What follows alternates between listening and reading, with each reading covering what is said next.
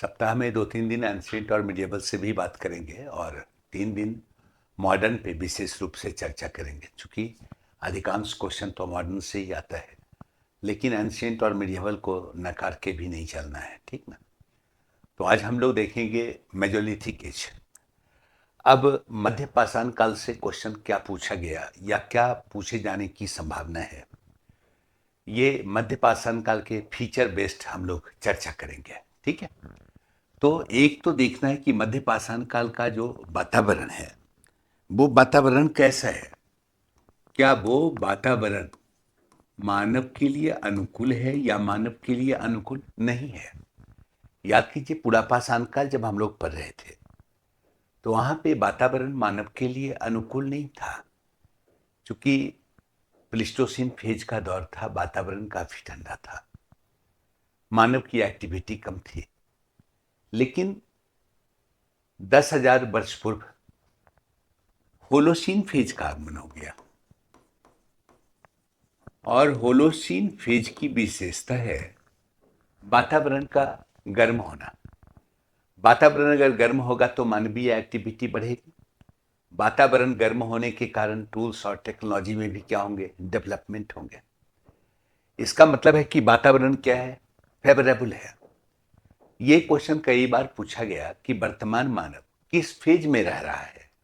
तो याद रखिएगा 10,000 वर्ष पूर्व जिस होलोसीन फेज का आगमन हुआ, आज भी कंटिन्यू हम लोग होलोसीन फेज में ही हैं।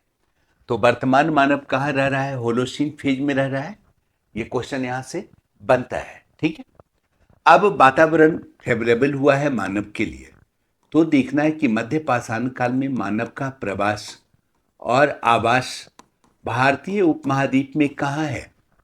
जैसे हम लोगों ने पढ़ा था पूरा पाषाण काल में संपूर्ण भारतीय उपमहाद्वीप में मानव की एक्टिविटी का प्रमाण नहीं मिलता है। एक्सट्रीम साउथ में और नॉर्थ ईस्ट में मानव की एक्टिविटी के प्रमाण नहीं मिलते हैं। लेकिन मध्य पाषाण काल के अंतिम दौर तक आते आते संपूर्ण भारतीय क्षेत्र से मानव की एक्टिविटी के प्रमाण मिलते हैं। इसका मतलब है कि संपूर्ण भारत में मानव की एक्टिविटी प्रारंभ हो चुकी है मध्य पाषाण काल, है ना।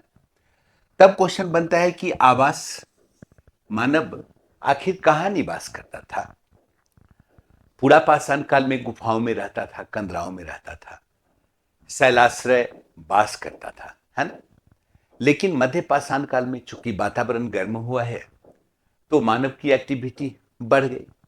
पहाड़ी पठारी क्षेत्र से निकलकर मानव कहाँ आ गया, नदी तटीय क्षेत्र में आ गया, मैदानी क्षेत्र में आ गया। इसका मतलब है कि मैदानी क्षेत्र, नदी तटीय क्षेत्र में मानव का आवास क्या हुआ, डेवलप हुआ। तो याद रखिएगा मध्य पाषाण काल में आवास कहाँ, नदी तटीय क्षेत्र, कहाँ, मैदानी क्षेत्र। क्यों, चूंकि मानव का माइग्रेशन हुआ है ना। इसलिए इस वक्त मानव कहाँ निवास करता है, नदी तटीय क्षेत्र में आवास करता है। कहाँ करता है, मैदानी क्षेत्र में आवास करता है, ठीक है। तीसरा चीज ध्यान रखिएगा, टूल्स। जब हम लोग पूरा पाषाण काल पढ़ रहे थे तो वहां पे पढ़ रहे थे कि पूरा पाषाण काल में जो भी उपकरण औजार मानव बनाता था वो अनसेप्ट था, आकार में बड़ा था। क्यों, इसलिए कि वातावरण काफी ठंडा था। मध्य पाषाण काल तक आते आते वातावरण जब गर्म हुआ तो मानव का भी माइग्रेशन हुआ, छोटे छोटे जानवर निकलकर सामने आ गए। अब छोटे जानवर का शिकार अगर करना है तो टूल्स टेक्नोलॉजी में फर्क आना जरूरी है। छोटे आकार के टूल्स बनाए जाएंगे। इसीलिए हम देखते क्या है कि मध्य पाषाण काल में चूंकि कुछ नए रॉ मटेरियल की जानकारी हुई है, मानव को आगेट की जानकारी हो गई, बैसाल्ट की जानकारी हो गई, लकड़ी का, हड्डी का इस्तेमाल बढ़ गया, है ना। तो इस काल में क्या हुआ कि छोटे आकार के टूल्स बनने लगे, जिसे क्या कहते हैं, माइक्रोलिथ टूल्स कहते हैं। ये मध्य पाषाण काल की विशेषता है। क्वेश्चन पूछ सकता है कि माइक्रोलिथ टूल्स किस काल की विशेषता। तो याद रखना है मध्य पाषाण काल की विशेषता, लघु पाषाणिक उपकरण, है ना। जिस स्थान से ऐसे टूल्स ज्यादा संख्या में मिले उसे माइक्रोलिथ इंडस्ट्री कहा गया है, ठीक है। अब ये छोटे प्रकार के टूल्स कैसे बनेंगे, इसका मतलब टेक्नोलॉजी में भी फर्क आया होगा। तो मध्य पाषाण काल में जो नई टेक्नोलॉजी आई ना, उसे कहा गया प्रेशर एंड फ्लटिंग टेक्नोलॉजी, है ना। इसी प्रेशर एंड फ्लटिंग टेक्नोलॉजी को हिंदी में कहते हैं दाब नाली विधि, या इसी को कहते हैं प्रक्षेपास्त्र तकनीक, है ना। ऐसे उपकरण जिससे फेंक कर भी शिकार किया जा सके, ऐसे टूल्स बनने लग गए, जैसे triangle type tool, point type tool, blade type tool, crescent type tools, harpoon type tools, यानी ज्योमेट्रिकल डिजाइन के माइक्रोलिथ टूल्स का निर्माण शुरू हो गया। कब? मध्य पाषाण काल में। तो याद रखना है कि मध्य पाषाण काल का टूल्स टेक्नोलॉजी क्या है? Pressure and flirting technology. Microlith tools किसकी विशेषता है? तो मध्य पाषाण काल की विशेषता है। इसी को कहा गया प्रक्षेपास्त्र तकनीक। ठीक है। तब ध्यान दीजिएगा कि मध्य पाषाण काल में और क्या चेंज आया, कहां परिवर्तन आ रहा है। याद कीजिए, पूरा पाषाण काल में मानव शिकारी था, संग्रह करता था, है ना। फूड गैदरिंग का काम करता था, मछली मारने का काम करता था, बड़े बड़े जानवरों का शिकार करता था। लेकिन इस काल में आते आते छोटे जानवर का शिकार शुरू हो गया, बारहसिंगा, खरगोश, नीलगाय का शिकार शुरू हो गया। मानव और पशु के बीच इंटरेक्शन हुआ, तो मध्य पाषाण काल का एक नया फीचर डेवलप क्या हुआ? पशुपालन। इसके पहले पशुपालन की प्रवृत्ति नहीं थी, लेकिन मध्य पाषाण काल में मानव ने क्या किया? पशुओं को पालतू बनाना शुरू कर दिया। क्वेश्चन यहां से खूब पूछा गया है या पूछा जा सकता है, भारतीय उपमहाद्वीप में पशुपालन के प्राचीनतम प्रमाण कहां से मिले हैं? ये क्वेश्चन बनेगा। तो याद रखिएगा, दो साइट है, एक राजस्थान में है बागोर और मध्य प्रदेश में है आदमगढ़, है ना। ये दोनों ही पशुपालक बस्ती का प्रमाण प्रस्तुत करता है। 7,000 वर्ष पूर्व यहां से पशुपालन के प्रमाण मिलने शुरू हो जाते हैं, यानी 7,000 वर्ष पूर्व यहां के लोगों ने पशुओं को पालतू बनाना शुरू कर दिया। मानव का पहला पालतू पशु क्या है? कुत्ता है ना। और उसके बाद धीरे धीरे तो भेड़, बकरी, गाय, बैल, भैंस सब पालतू बने, सुअर, है ना। लेकिन पशुपालन की प्रवृत्ति मध्य पाषाण काल का ही फीचर है, ध्यान रखिएगा। और भारतीय उपमहाद्वीप का पशुपालन का प्राचीनतम प्रमाण कहां से? तो याद रखना है बागोर और आदमगढ़। ठीक है, दोनों में से कोई एक ही विकल्प देगा। ऐसे अगर खूब माइन्यूटली चेक किया जाए तो कहा जाएगा कि बागोर में आदमगढ़ से पहले पशुपालन की प्रवृत्ति थी। ठीक है, चलिए अब देखते हैं। ऐसे शिकार भी चल रहा है, पशुपालन की प्रवृत्ति भी शुरू हो गई। अब पशु पालन अगर हो रहा है तो पशु को एक जगह पे इकट्ठा रखने के लिए लोग क्या करेंगे? वृक्ष के तने का इस्तेमाल करेंगे, गड्ढा खोदकर उसको गड़ेंगे, चारों ओर से घेरा बनाएंगे, मतलब कैटल पेन का निर्माण शुरू हो जाएगा, है ना। यानी पशु बारी का निर्माण शुरू हो गया मध्य पाषाण काल में। उत्तर प्रदेश में प्रतापगढ़ डिस्ट्रिक्ट का एक साइट है सराय नाहर राय, वहां से स्तंभ गर्त के प्रमाण मिले, है ना। इसका मतलब पशु बारी का प्रमाण मिलता है। अब अगर पशु बारा बन रहा है तो जाहिर सी बात है कि गृह निर्माण की कोशिश भी प्रारंभ हो गई। मतलब बस्ती नहीं है, ग्रामीण कल्चर का डेवलपमेंट नहीं है, लेकिन भवन निर्माण की प्रक्रिया शुरू हुई, भवन निर्माण का कोशिश प्रारंभ हो गया। इसलिए एक फीचर नया जो बनेगा वो क्या बनेगा? गृह निर्माण। ध्यान रखिएगा, ग्रामीण संस्कृति नहीं है, गृह निर्माण की क्या हुई? कोशिश प्रारंभ हो गई, है ना। अब पूछा जाए कि भवन निर्माण की कोशिश का प्राचीनतम प्रमाण कहां से? तो याद रखिएगा, वही दो साइट है सेम, राजस्थान में बागोर और मध्य प्रदेश में आदमगढ़, है ना। लगभग कहते हैं कि 5500 वर्ष पूर्व यहां से मिट्टी की दीवार का प्रमाण, फर्श का प्रमाण मिलता है। यानी इस वक्त मानव घास फूस बांस मिट्टी के जरिए क्या करता था? झोपड़ी निर्माण की कोशिश प्रारंभ कर दिया। प्रमाण कहां से? बागोर से। प्रमाण कहां से? आदमगढ़ से। ध्यान रखिएगा, क्वेश्चन बन सकता है ना। भवन निर्माण की कोशिश के प्रारंभिक प्रमाण कहां से? तो यही बागोर है और आदमगढ़ है। ठीक है, एक और चीज ध्यान रखिएगा, मध्य पाषाण काल का स्पेशल फीचर है, पूरा पाषाण काल में किसी भी साइट से कोई वृक्षारोपण प्लांटेशन के प्रमाण नहीं मिलते हैं, लेकिन मध्य पाषाण काल के एक साइट से वृक्षारोपण का प्रमाण मिलता है, यानी प्लांटेशन के प्रमाण मिलते हैं। किसी क्षेत्र से नए पेड़ को लाकर लगाया गया होगा, है ना। और ये अबाउट 7,000 वर्ष पुराना है। 7,000 वर्ष पूर्व कहाँ?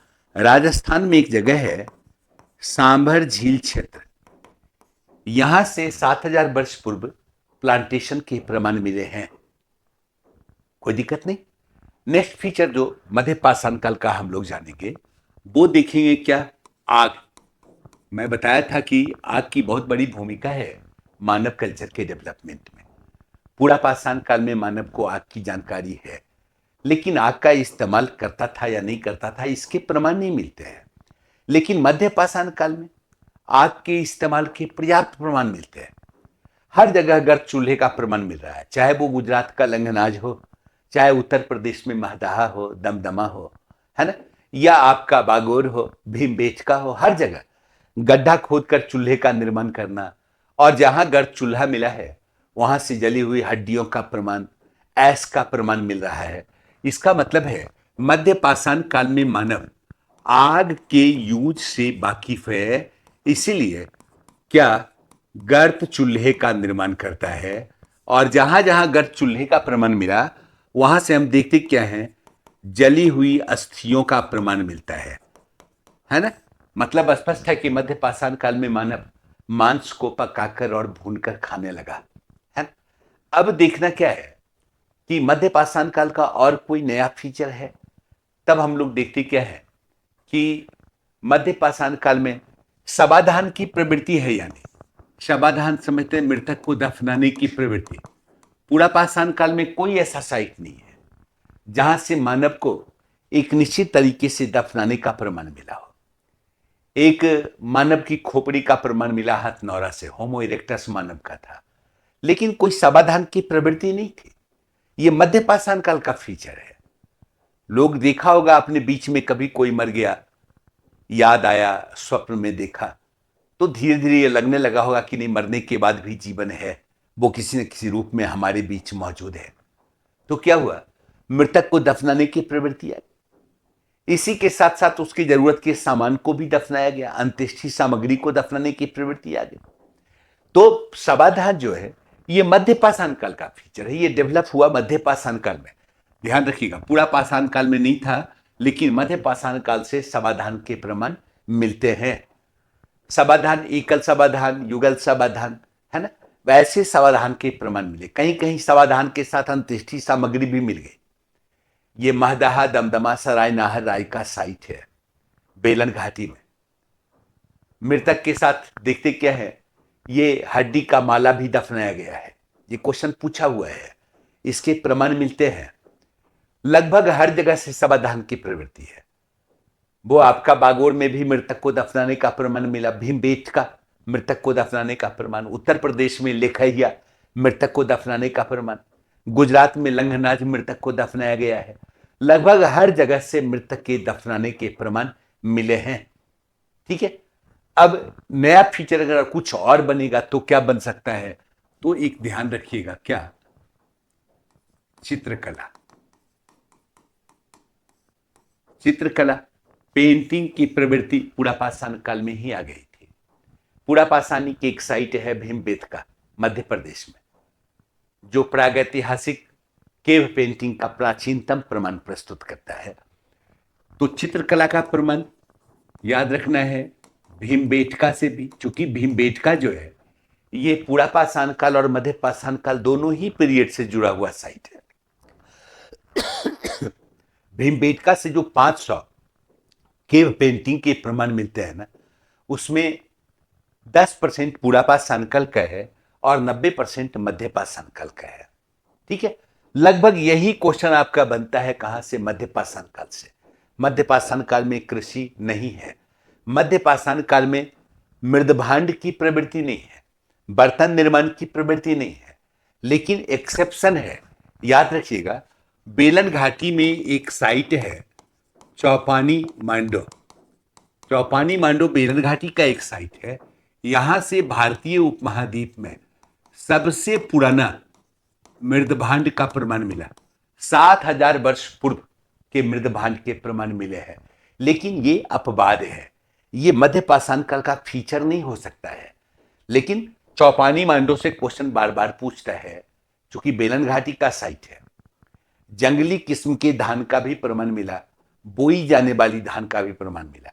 इसका मतलब है कि मध्य पाषाण काल में जब था तो यहां से जंगली धान का प्रमाण मिल रहा है, और नवपाषाण काल में जब ये आएगा ना तो बोई जाने वाली धान का प्रमाण मिलना शुरू हो जाएगा।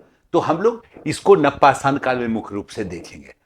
लगभग क्वेश्चन अभी तक जो मध्य पाषाण काल से पूछा गया है, एक तो चित्रकारी भीमबेटका पूरा पाषाण काल का भी साइट है और मध्य पाषाण काल का भी साइट है। दूसरा, ध्यान रखिएगा, दूसरा, चूंकि पशुपालन इस काल की मुख्य प्रवृत्ति है, इसलिए क्वेश्चन पूछा गया भारतीय उपमहाद्वीप का प्राचीनतम पशुपालक बस्ती कौन। तो ध्यान रखना है, बागोर राजस्थान में और आदमगढ़ मध्य प्रदेश में। तीसरा, गृह निर्माण की कोशिश का प्रारंभिक प्रमाण, यह मध्य पाषाण काल से दिख रहा है। कहां से? बागोर और आदमगढ़ से। अभी तक क्वेश्चन इसी के इर्द गिर्द पूछा जाता रहा है। और एक याद रखेंगे टूल्स से, चूंकि इस काल का टूल्स जो है माइक्रोलिथ टूल्स, लघुपाषाणिक उपकरण इस काल की विशेषता है। और टूल्स टेक्नोलॉजी क्या है? Pressure and flirting technology. इसी को क्या कहा गया? प्रक्षेपास्त्र तकनीक कहा गया। यही क्वेश्चन रहेगा। नेक्स्ट चैप्टर हम लोग देखते हैं नवपाषाण का, ठीक है।